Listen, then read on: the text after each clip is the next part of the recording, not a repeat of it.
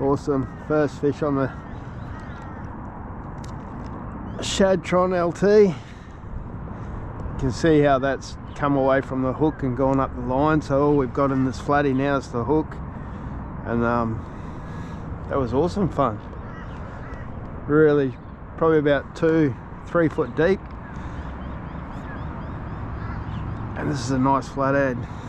Having that breakaway system just allows the hook to stay in for fish like barra, flatties that, you know, do a lot of head shaking. And he's got that hook pinned right down, so he's obviously hit that pretty hard. He's taken it pretty deep.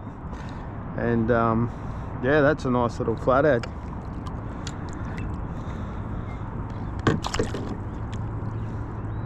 Shadtron.